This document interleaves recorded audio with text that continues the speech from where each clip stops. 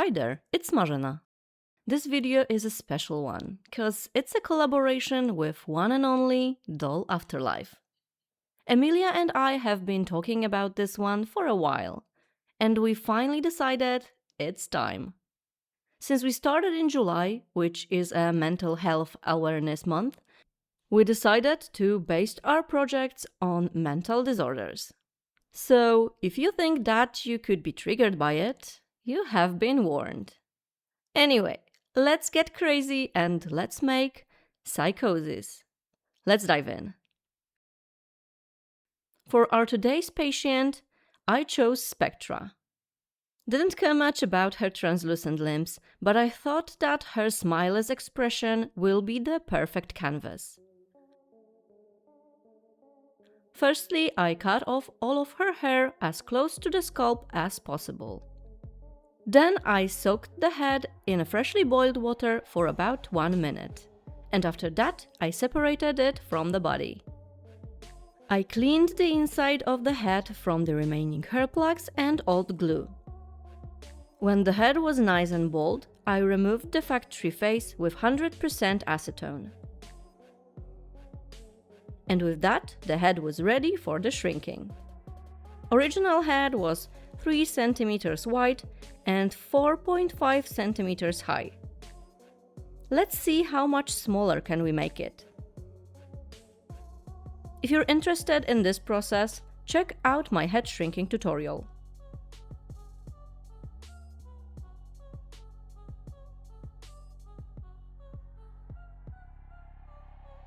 And our new and improved head is now 2.3 cm wide and 3.6 cm high, which I would say wasn't bad for Spectra, who's a pretty stubborn shrinker. I tried to widen the neck hole and I screwed things up right away. Whoa.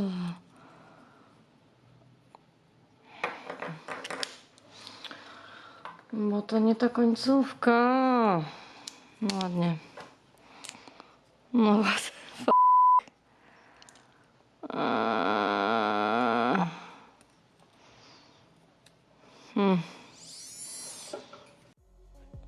So we were here for a good start. Just great. Luckily, I managed to smooth everything out. To prepare my doll for the reroute, I painted her scalp with black acrylic paint and fixed it under a layer of watered-down Mod Podge.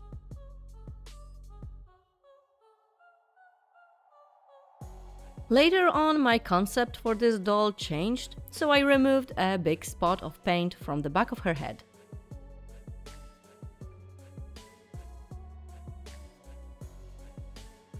I had some leftover wefts lying around, so I used them for this reroute. Voila! I wish it was that fast in real life. To secure the new hair, I poured a good amount of tacky glue straight into the head and smeared it thoroughly inside with a Q-tip.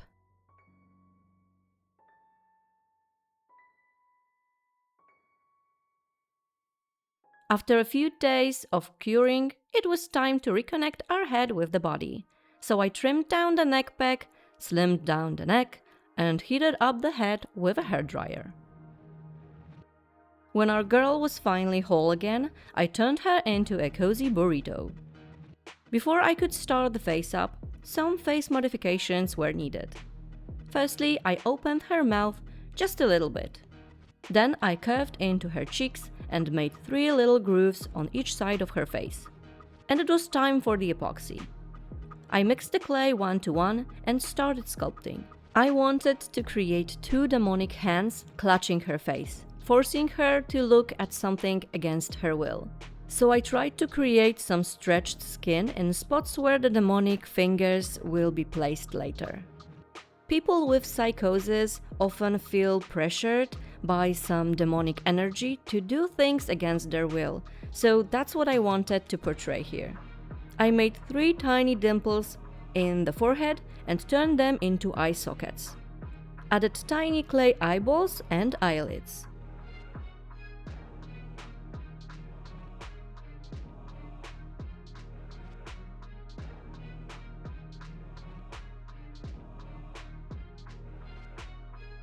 I let my epoxy cure and sanded down the clay to vinyl transitions to make them as smooth as possible.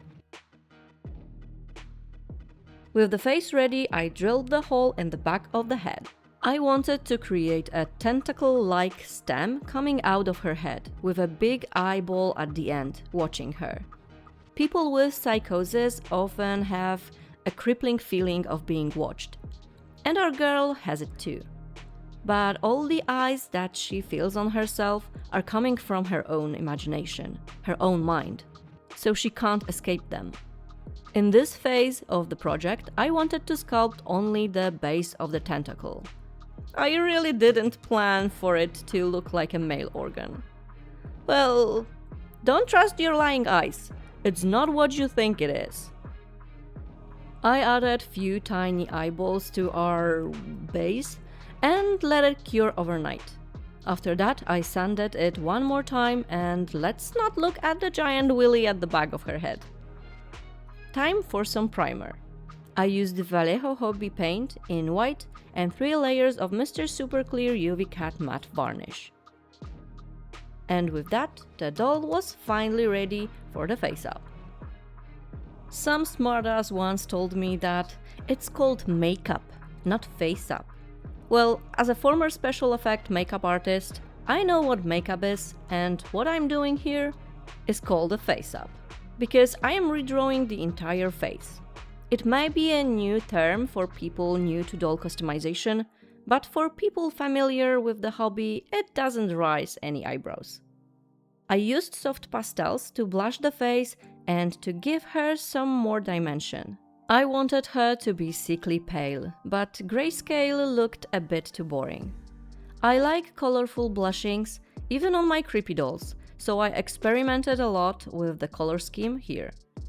It took me some time, but I finally settled on a yellowish tone. Trust the process, it will be fine. The rest of the process is pretty much self-explanatory, so let's talk about the concept.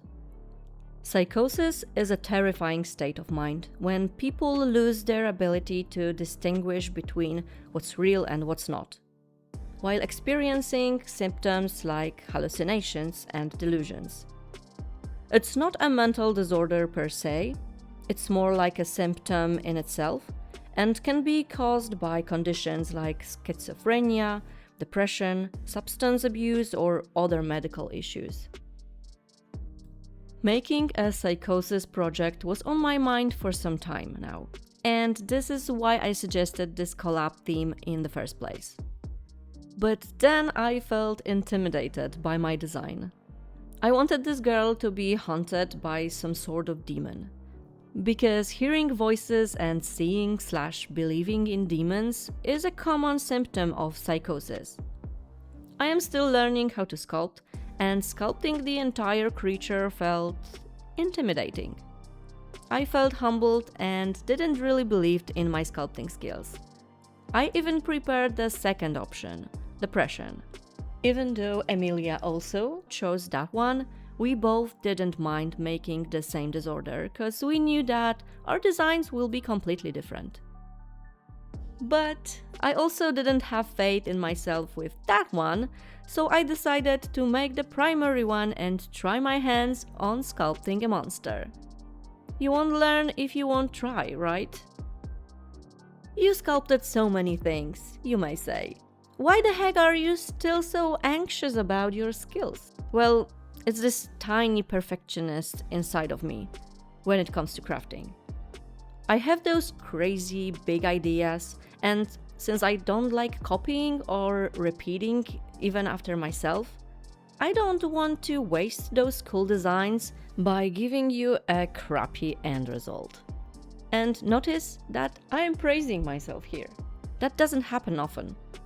I really do think that I have a pretty creative imagination and that my design ideas can be pretty cool. It's my hands that I don't trust. I'm all for pushing myself and stepping out of my comfort zone, but I also think that you shouldn't start running if you don't know how to walk. You know what I mean? This feeling of not being good enough in my own eyes is my own little ugly demon. but I don't mind him. I like him. We're bros. Sorry that I called you ugly.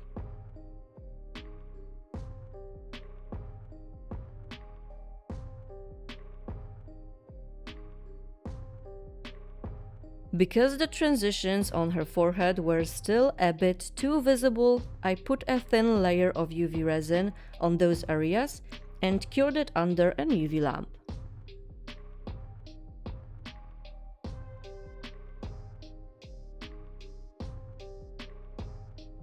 I added tiny catch lights to the eyes. Made a few last touch-ups to the blushing, and the face-up was done. Before we move forward, one thing. YouTube algorithm is becoming more and more picky these days, and with its favoritism of short content, channels like mine really suffer. But we like long things here, because when it comes to crafting videos, size do matter. And I like showing you more than just a short peek. So please, if you like watching a clumsy creep making fantasy figurines, give this video a like and leave a comment, cause only your engagement can help me grow. Remember to subscribe to my channel if you haven't already.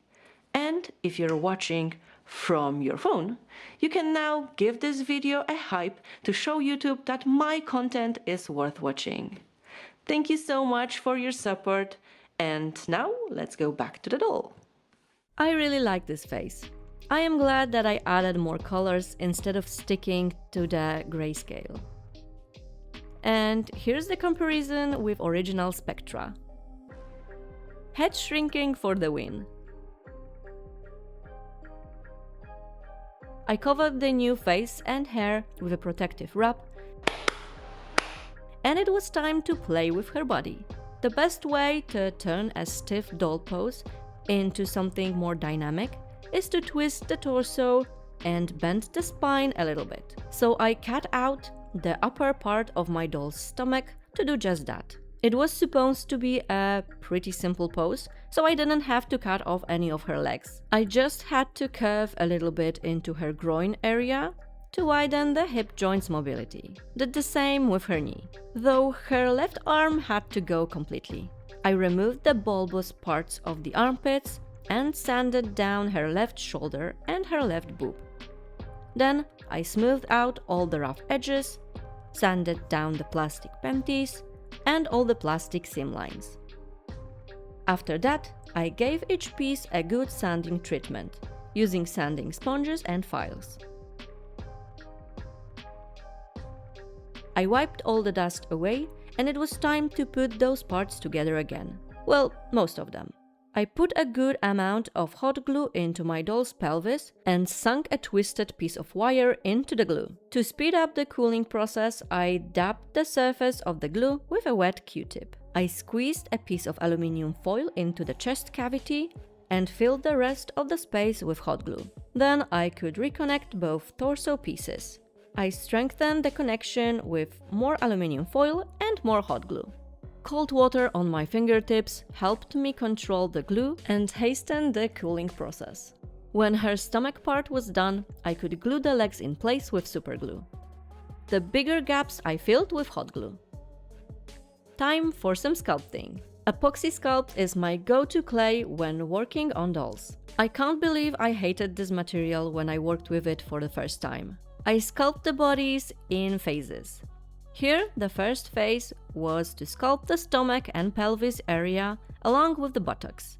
I also covered the thighs, cause there's this thing with my dolls that I make the thighs a little bit too thin. So I will try to work on that from now on. I covered the knee joints too and set the doll aside to cure. I distanced myself from the doll, and in the meantime I noticed some flaws in my sculpting. When you looked at her from the right side, she looked pretty good. But viewed from the front and from the left, her butt was... I can't find more accurate word to describe it. It looked too long. I want to be proud of my psychosis, so I decided to fix it. I sanded down the excess of her buttocks and made her proportions and shapes more accurate.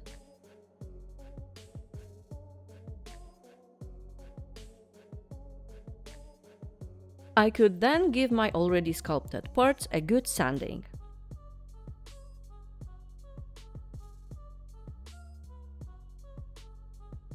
The butt was still in need of a fixing, but I did that during the second phase of sculpting.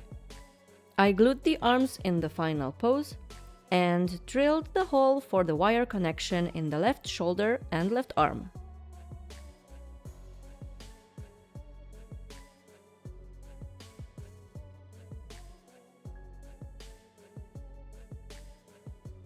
I glued piece of wire in the arm, but before attaching it to the doll, I covered all of its joints with epoxy. I also bulked the upper arm a bit. And I did the same on the right arm. As you can see, I also fixed the buttocks. And when those parts cured, I attached the left arm to the doll.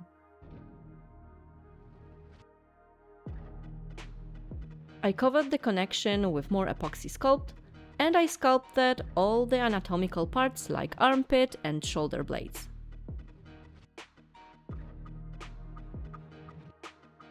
I let the epoxy cure, and at that point I was definitely much happier with her shapes. And she was ready for the last anatomical element, the boobies. I didn't want them to be too big, but one of them had to be placed a bit higher due to the raised arm, so I had to resculpt them anyway. I also thickened the neck a little.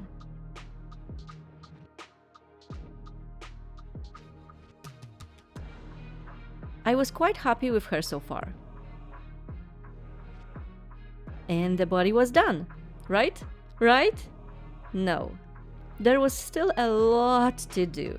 First of all, she can't stay naked. She's not a fairy, YouTube won't allow me. So I made some grooves on her chest where her bra will sit. And she had an insufficient amount of eyes on her. Share this video with your friends to fix that. I drilled a bunch of indentations, aka eye sockets, on her legs and stomach. Just a typical eye sockets placement. I pre-made some tiny balls of clay and I glued them one by one in the sockets.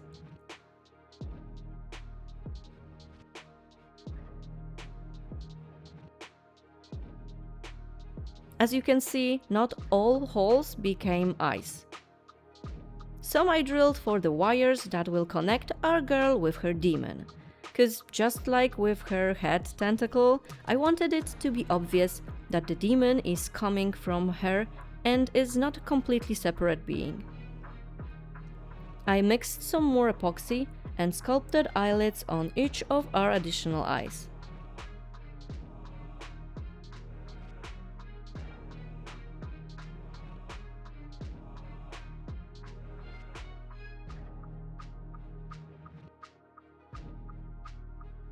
I also gave her a bra. So you might wonder, why did I put her just in underwear? Well, mental health might not be a taboo topic anymore, but no matter how much we talk about it, for me it is still a very personal and intimate subject. And what's more intimate, while still safe to be shown on the internet, than underwear?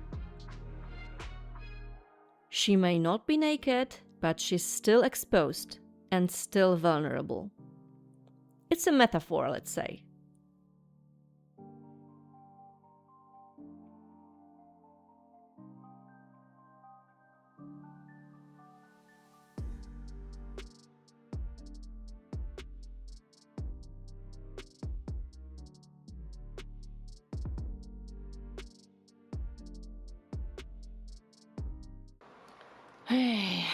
So I tried to drill the hole for the stand attachment in her foot, and the drill just stuck in there. There's a melted plastic from the leg inside, and it's just it won't budge, it won't go anywhere, and I can't take it out. So yeah, I guess that's the attachment now, which is not ideal because I planned it to be way longer, and for it to be a wire so I can bend it. And now I will have to drill the hole in the stand at the angle, so the doll will stand in a position that I want her, because I don't want her like that, I want her like that. So not good, not fun. The only thing I could do probably would be cutting off the lower leg and replacing it with another one. But nah, I'm not gonna do that. I'm just gonna, you know, stay with it, with the drill.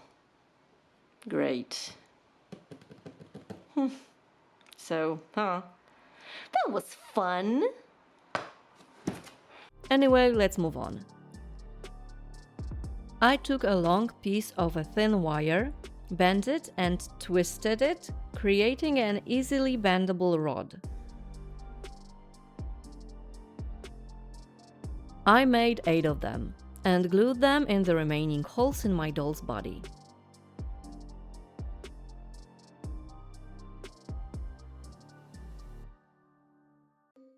Then I forgot to press record and I twisted some of the rods together, bending them to my liking. It was also time to tackle our backhead wheelie. I twisted together 2 pieces of wire and I wrapped them with a thinner one.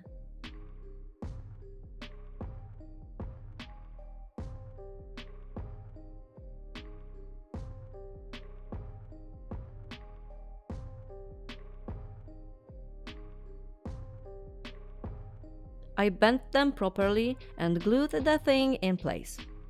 Then I mixed another portion of epoxy and started covering the wires, creating all the demonic, let's call them tentacles.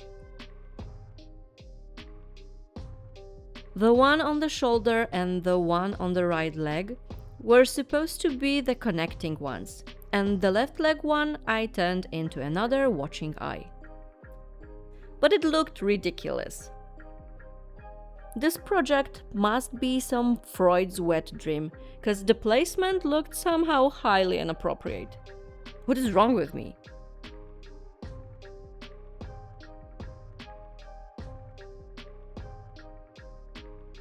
I removed the whole thing and remade it as another demon connection,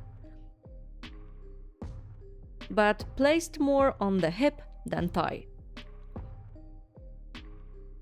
And I could finally go back to sculpting. I covered all the wires, but not entirety of them. I left the ends exposed. Only the head tentacle got a big eyeball sculpted at the end of both wires. I had to switch to pink epoxy because I ran out of the classic one, but it's pretty much the same clay. When the epoxy cured, I gave my sculpted parts one last sanding session, and the doll was ready for body blushing.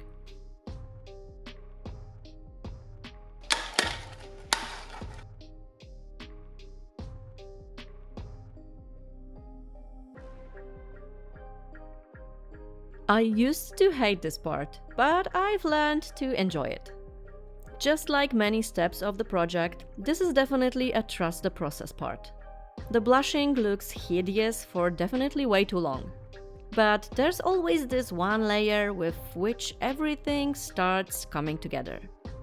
You just need to be patient.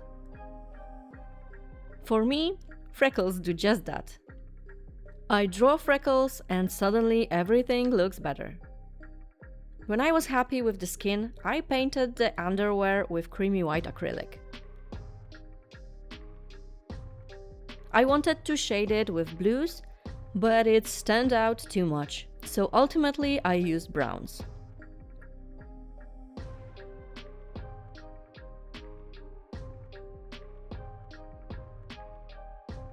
Last but not least, with the same creamy white, I painted all of her nails.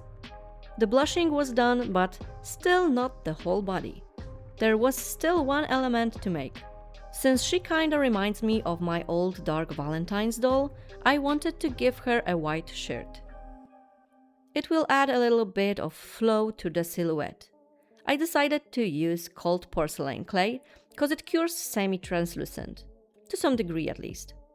I created a very thin sheet of clay and I cut out a proper shape from it.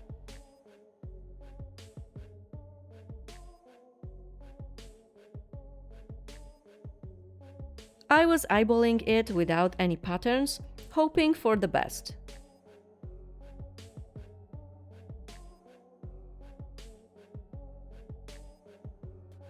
With silicone tools, I created the folds. And I sealed the edges of the shirt with Elmer's glue.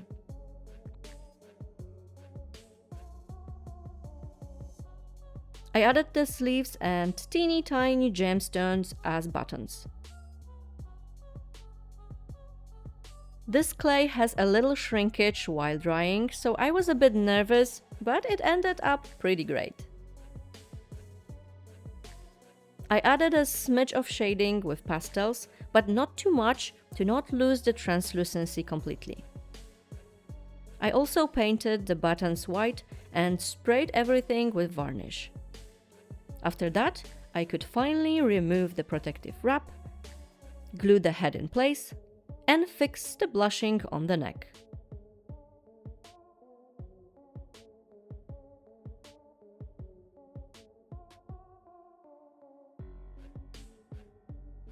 And with that, she was ready for some hairstyling. Finally, the body was done. But she was still missing her demon. First, I needed the stand, so I knew how to position everything. This wooden block will be good enough. I started with the retention. It will help the clay to stick to the wood.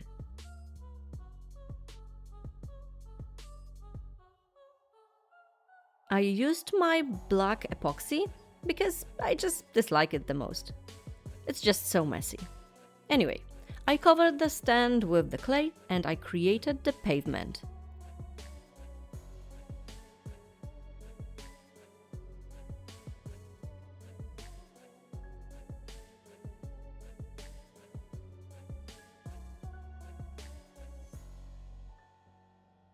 I textured it using this cool texturing tool, and I added some cracks here and there.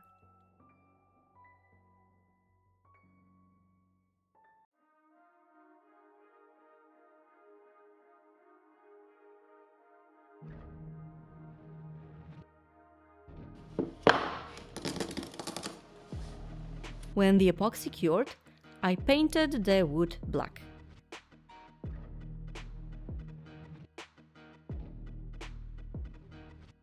And I mixed some grey acrylic and dry brushed the pavement. I once again forgot to press record while adding a little bit of green. Then I finished the paint job with brown wash.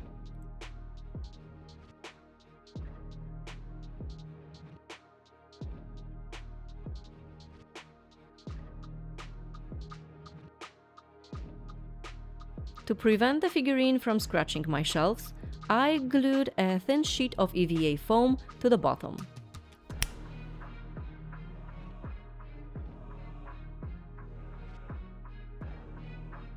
And I drilled holes for the wire attachments.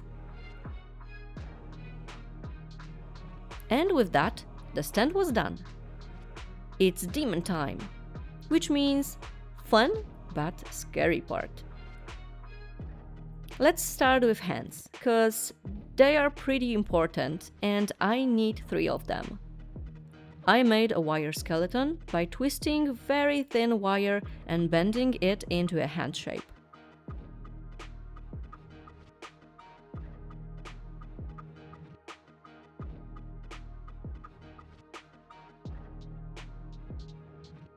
I used cosplay because it keeps a little bit of flexibility after baking. I was adding clay piece by piece. Cosplay is pretty soft, so it's not the easiest to work with, especially over flimsy wire skeleton, but I did my best.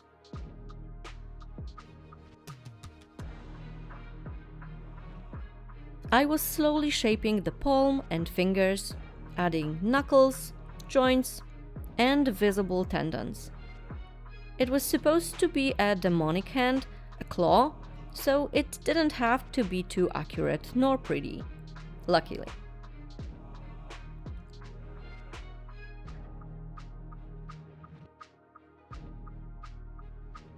I gave our demon a set of sharp nails.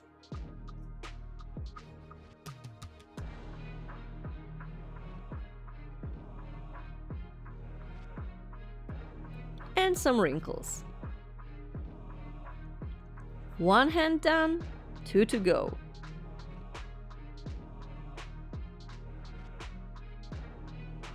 These are the ones grabbing her face, and I made them off camera. I just had to constantly check how they align with the claw marks on the girl, so it was a bit tricky to record. Anyway, time for the biggest part of the project, the demon itself. I prepared a simple armature from twisted wires and covered it with aluminum foil. Twisting the wire tightly makes it more sturdy, but because this was a long snake-like monster body with just 2 measly points of connection to the stand, it was crucial to make it as lightweight as possible, at least the upper part. So I used ultra-light Sculpey to make the base shape. If it crumbles in your hands too much, just add a smidge of liquid Fimo. It makes the clay nice and soft. This clay is horrible for details, but it's great if you want to decrease the weight of your sculpture. Of course, I used liquid Sculpey as bake and bond to help the clay stick to the foil's surface.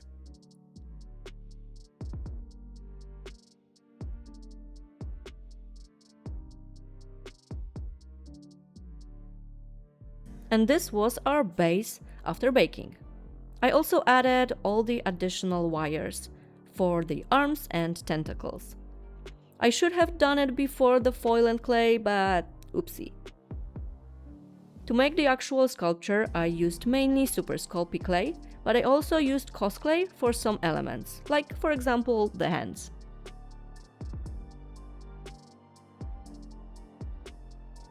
I started by covering the base with thin layer of liquid Sculpey before putting a layer of Super Sculpey on top. Just like with the hands, I was working by adding pieces of clay one by one and then blending them together. I focused firstly on the torso of our monster. I tried to combine a bit of anatomical correctness with some exaggerations and deformations.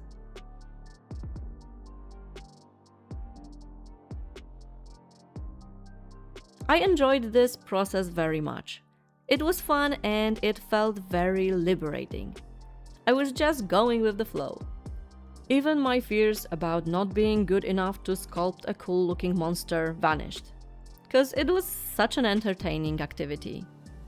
I was singing through the entire process, though I won't post the sound here, because one abomination is more than enough for this video. I am so happy that we finally made this collab. Emilia is such a creative and skilled customizer, and we have become good friends, bonding over our common aesthetic, similar views on life, and our Slavic background. Her approach to this project is a bit more personal than mine, and I think it makes it even more worth watching. I highly recommend you to go and show her video some love after you're finished with mine here. Her video will be linked in the description box. I made few spikes from cosplay and baked them before sinking them in my demon's spine.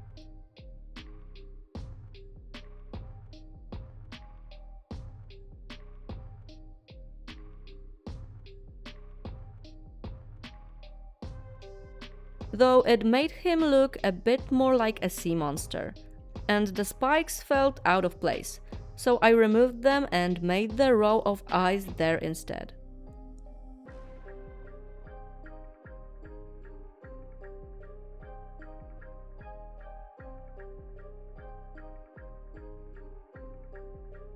I baked what I had so far, and it was time to give this dude a head. Shut up, Freud.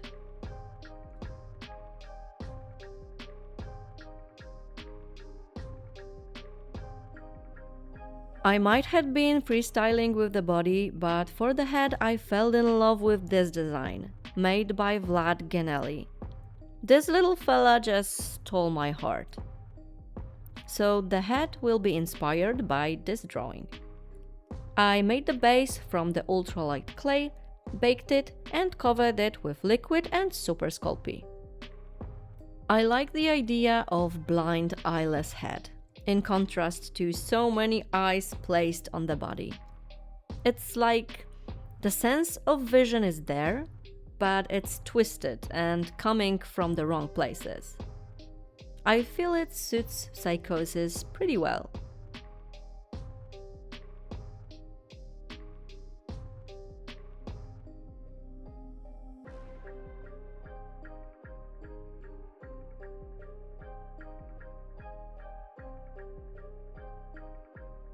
I put the head on the body and sculpted the neck.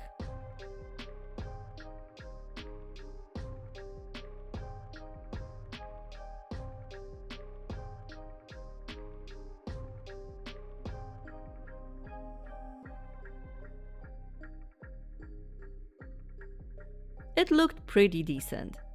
I was quite happy with what I've got so far. And here is my demon fully sculpted. Or demons, because there are 3 heads. I will call them Richard, Henry, and Dave. And they were ready for the paint job. I primed my sculpture with black first and then with barbarian flesh for the highlights.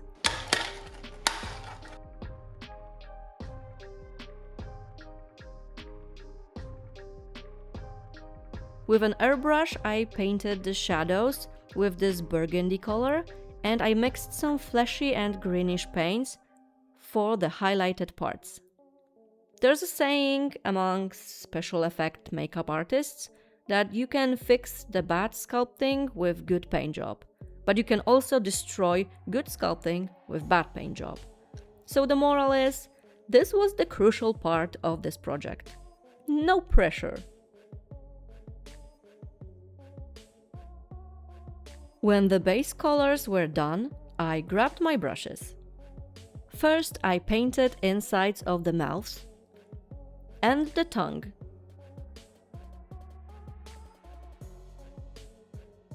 Boob buttons and eyeballs.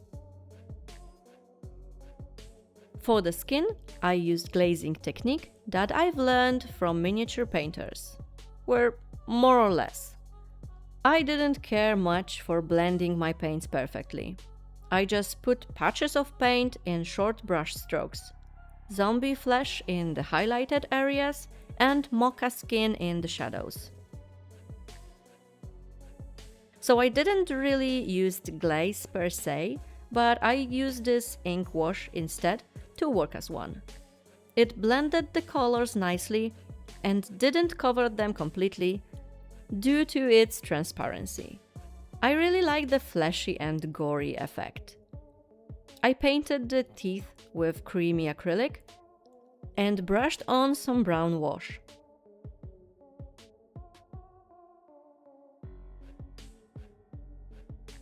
The claws got black manicure and I added pupils to the eyeballs.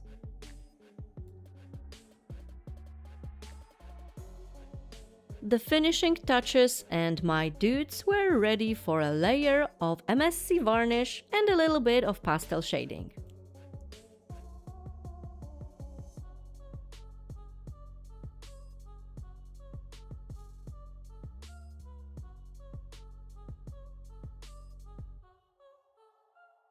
I also used watercolor pencils for the most prominent highlights. With white acrylic paint, I created tiny catch lights in each eyeball. And with that, the paint job was done, and I couldn't be more proud of myself. Well, I could. I am very judgy. I still needed to paint the hands. There we go. So we have Richard, Henry and Dave, the demon boys, their hands, and our poor mentally fragile lady.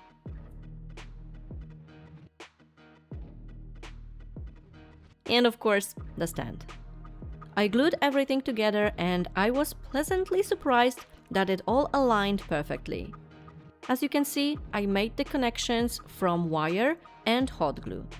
And all I had to do was to cover them with epoxy and paint it so it would match the rest of the sculpture. I used black epoxy so I wouldn't have to prime it with black paint. When the epoxy cured, I painted it with acrylics, similarly to how I did it on my demon's body. But instead of airbrush, I used pieces of sponge.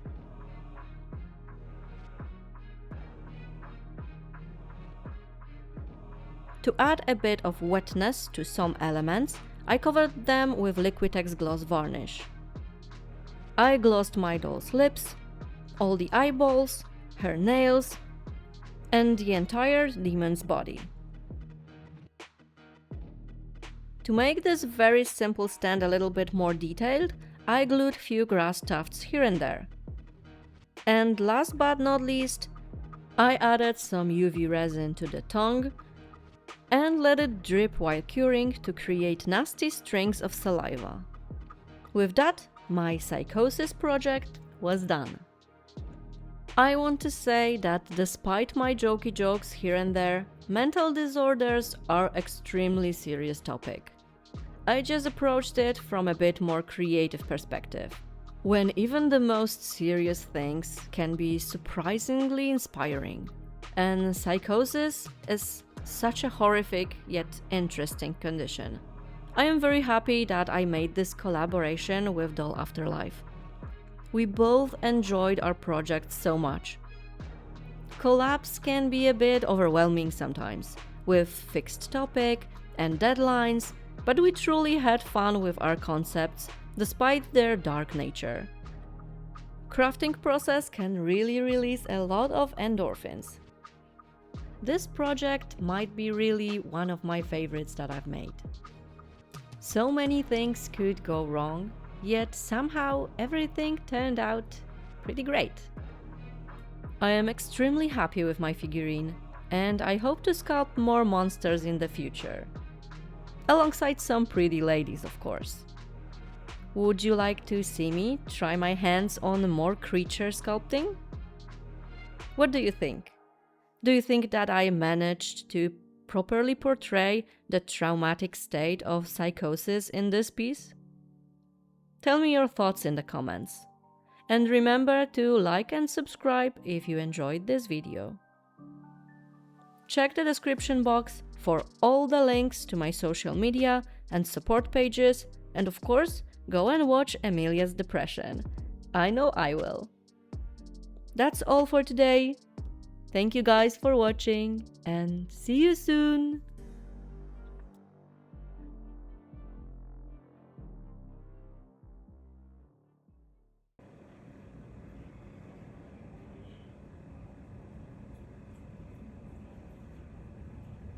No ładnie.